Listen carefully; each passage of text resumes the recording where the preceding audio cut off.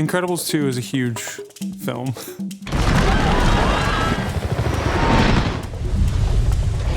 There's so much super stuff in this film. It's like spy movies,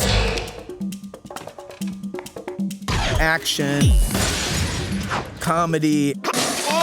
Put all those things into a big caramel candy corn. And that's, this movie. We all loved the original. So everyone on this crew came with a sense of tremendous responsibility to do even better on this one. The world is bigger than Incredibles 1. The original film was kind of a 50s-ish aesthetic. We wanted to push it forward a bit to 62-ish. Our design language is from the point of view of somebody from that time envisioning what the future might look like. But it's very much rooted in that modernism, of the 60s. We call it retrofuturism. In the world of The Incredibles, we have this rule, and that is that you never do something fantastic very long without doing something mundane. They do live a normal life. So in the house, the mundane part of it is Bob being at home with the kids and do things like feed them breakfast and put them to bed and do homework, but he's doing so in this evil villain lair type mansion. The house is this new life that they're being promised that's initially kind of dazzling, but also causes a lot of problems. And I thought, that's a really great thing that they're uncomfortable in this place. There's things like this big rock intruding into the room. There's water going through the house. Furniture that you can manipulate with a remote control. When Dash gets a hold of the controls and the floor just keeps opening and closing in different places to create these indoor pools, it's a nightmare if it was in real life and you had kids. For story, that's perfect. No! Screenslayer interrupts this program for an important announcement. My favorite thing that I've worked on was the Screenslaver's lair. The lair is the dark side of Evelyn.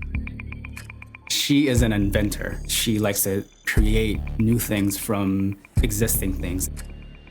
You might see a typewriter, and she's kind of wired all that stuff into a monitor or a TV screen. Her thing is about manipulating people through screens. We get to really see the inner workings of her brain.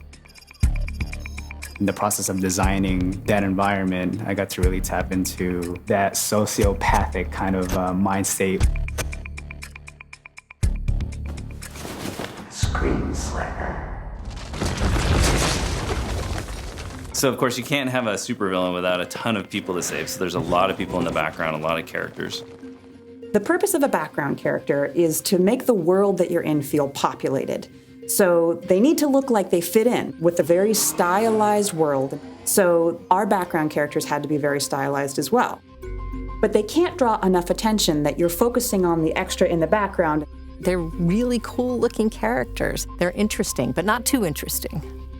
What was really exciting about the background characters on the show is the diversity. We were so excited to get to focus on diversity in so many different ways. There are people across the spectrum of age. There are people across the spectrum of skin color and body types. We designed a wardrobe that was interchangeable, a lot of circle skirts and blouses, pencil skirts and wiggle dresses, and for the men, really nice fitting suits, slacks. It's New Urban, right? So it's a bustling city full of people going and walking around the streets. Some of the characters that are in the background we elevated to be characters that are front and center, like the makeup woman, for example, who touches up Helen before she goes on TV. They're all really dynamic and beautiful and fun to watch. And that really helps to round out the world and kind of steep you in the time. Brad's movies are huge. He loves everything. We had to come up with these really super cool vehicles. Let's stop a train.